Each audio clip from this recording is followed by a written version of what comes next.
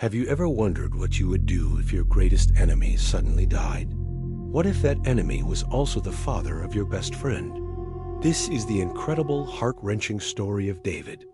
3 days after a fierce battle, a man stumbles into David's camp.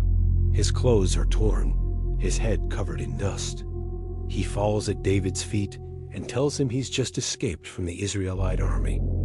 David's heart pounds. He asks the man, "How did it go? Tell me."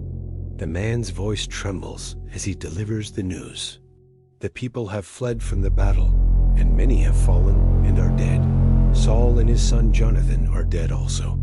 David is stunned. He needs proof.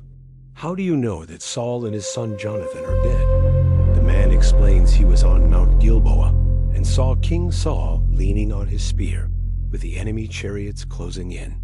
Saul, mortally wounded, begged the man to end his suffering. So the man did, and as proof, he presents David with the king's crown and armband. You'd expect David to celebrate, right? His persecutor, the man who hunted him for years, was finally gone. But David doesn't celebrate. Instead, he and all his men tear their clothes. They mourn and weep and fast all day. They don't grieve just for Jonathan, David's beloved friend, but for Saul and for the entire house of Israel, because they had fallen by the sword. Then David turns to the young man who brought the news. He asks him, "Where are you from?" The man replies, "I am the son of a foreigner, an Amalekite." David's voice is low and filled with a righteous anger. "How were you not afraid to lift your hand to destroy the Lord's anointed?" David then commands one of his men to strike the Amalekite down. He tells him, "Your blood be on your own head. Your own mouth has testified against you, saying, 'I have killed the Lord's anointed.'"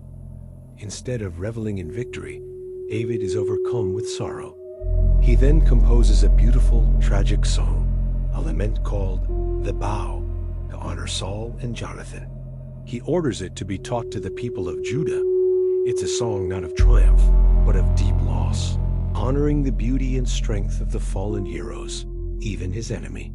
David's reaction shows us the incredible depth of his character, a man after God's own heart.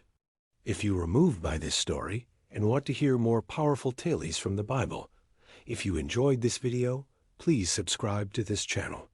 Thanks for watching.